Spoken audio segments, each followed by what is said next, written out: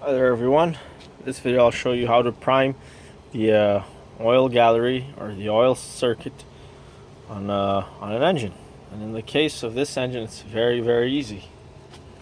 So at this point the engine and all its components have been assembled. Um, just got to reconnect some wires and put the battery back in and we'll be able to start her up. But after rebuild, the entire oiling circuit of the engine is empty. So there's no oil in the galleries or pipes, if you will, no oil in the fuel in the oil filter. So the engine is completely dry, no oil in the oil pump. So if you just try to start her up, all those dry parts are going to be rubbing against each other, and that's not so good. I know you would have put like I did the assembly lube, but still some people just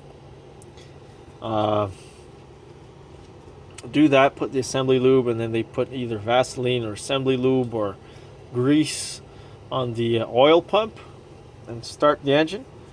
And the idea is everything will still have assembly lube enough till the engine starts, but I just like to go the extra step and do everything 100%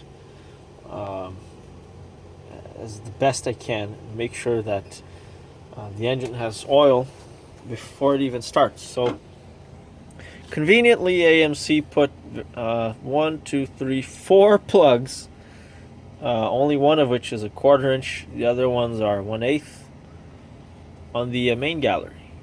So there's one. I already have a gauge hooked up to it, and that's my setup there for the oil priming. I'm using the 1/4 inch, so I'm using just a plumbing fitting from Home Depot Auto Parts. So that's a male to male 1/4 inch adapter connected to a female to female 1/4 inch to a 1/2 inch adapter or reducer, and then connected to a barb, connected to just a piece of hose, black hose, heater hose, which is then connected to this pump. Just a hand pump, almost like you see in the movies with an old-fashioned well. And this is just an oil pump.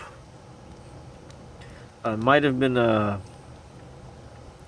bet you could pick this up from any decent tools or automotive supply store. But anyways, it's just a pump and it fits perfectly. I imagine it must have been made for gear oil. There was actually gear oil in it before, and I just made sure to clean it up before I ran anything through it to the engine, because if there's dust and stones and garbage on it, then you'll pump that into the engine, and that would be really bad. So what I did is, this will fit perfectly again on a big bucket like this, so it was really convenient. A big engine oil, 18.9 liter bucket of engine oil, which, by the way, I recommend everybody just get a big bucket. If you have a car, you know, there's no point in buying hundreds of little cans, little bottles of oil. Just buy the whole gallon. It will save you a lot of money and time. That's what I do. And then I just put that thing on it after I cleaned it, of course, and I pumped.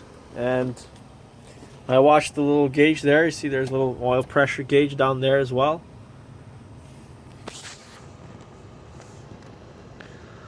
And sure enough, it went to over 30 psi. And there you have it. And so to clean this, you can either just put gasoline through it, and then just to make sure, just pump some old oil through it, or some new oil that you won't use. Just, you have to make sure there's no dust or sand in there. The problem is, you see, people leave the ends just hanging out anywhere, and they'll pick up stones and things like that. So make sure, especially the ends, are clean. But there you have it. That's all I did, and I actually checked, and I removed the oil filter just a bit, and the oil started to drip out of here. So it filled up the oil filter, which is excellent news. I don't want to wait too long to start the engine because gravity will force the oil back down. I don't want that, so. And there you have it. I'll try to show you once I remove this. I'll remove the pump, and then I'll remove the little adapter I made, and you'll see that there's oil there. So there you have the oil right there.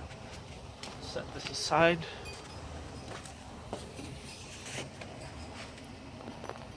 So the engine is now full of oil. The oil is transparent, but hopefully you can see it sort of from the reflection there, the glare. But